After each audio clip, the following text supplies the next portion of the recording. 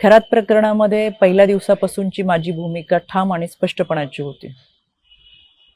खरातच्या कोणत्याही आर्थिक व्यवहाराशी, जमिनीमधल्या पार्टनरशिपशी दुरान्वये माझा संबंध नव्हता. मी कधी कोणत्या महिलेला खरातकडे घेऊन गेले नाही. ना माझा आक्षेपार्ह फोटो व्हिडिओ होता. पण तरी सुद्धा गेले 1.5-2 महिने अतिशय अश्लील अश्लाघ्य भाषेमध्ये विधानं करत, कोणताही पुरावा नसताना माझ्यावर माझ्या कुटुंबियांवरती केलेले आरोप हे अतिशय वेदनादायक होते. आणि म्हणून आता ही माझी लढाई कायद्याच्या चौकटीतून आहे. इतरांप्रमाणे माझ्या कुटुंबियांनी खरातला गुरु मानलं होतं आणि म्हणून जो पाद्यपूजेचा व्हिडिओ होता तो अतिशय जुना व्हिडिओ होता. त्यावेळेस मी आयोगाचे अध्यक्षही नव्हते.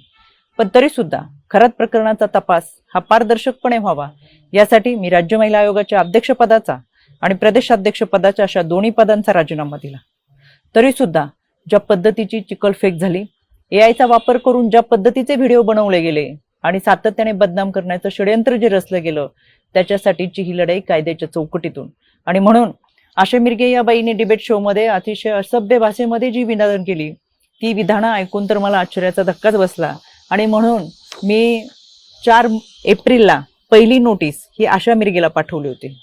कायद्यापासून पळ काढताना स्वतःचा बचाव करण्यासाठी या बाईने ही नोटीस स्वीकारली नाही, म्हणून पोस्ट ऑफिसच्या माध्यमातून 2दा ही नोटीस परत घरी पाठवली. एकूण 3 वेळा नोटीस पाठवली गेली, पण ही नोटीस या बाईने स्वीकारली नाही. अनक्लेम म्हणून ही नोटीस परत आली आणि म्हणून मला माझगाव कोर्टातून फौजदारी फिर्याद दाखल करावी लागली.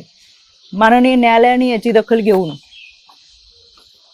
आशा मिरगेला 2 जुलै 2026 रोजी सकाळी 11 वाजता कोर्टात हजर राहण्याची ऑर्डर काढलेली आहे.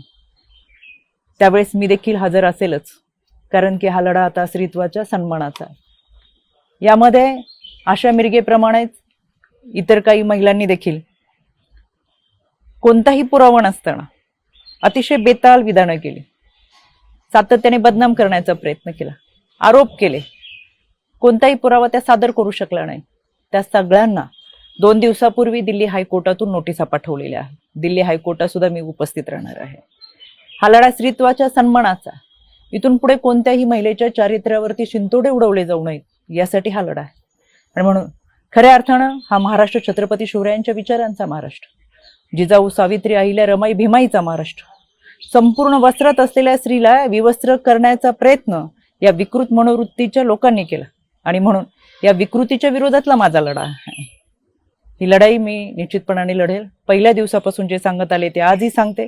सत्य प्रखरतेने तुमच्या समोर आहे. कोणताही पुरावा नाही, कोणतंही दुष्कृत्य गैरकृत्य कधीही केलेलं नाही. इतरांप्रमाणे आम्ही हे आध्यात्मिक गुरु खरातला मानलं होतं, याच्या पलीकडे आमची कोणतीही भूमिका नव्हती. आणि म्हणून हा लढा मी कायद्याच्या चौकटीतून लढतीये. 2 जुलै सकाळी 11 वाजता आशा मिरगे हाजीर हो. मी स्वतः माझगाव कोर्टात असेल.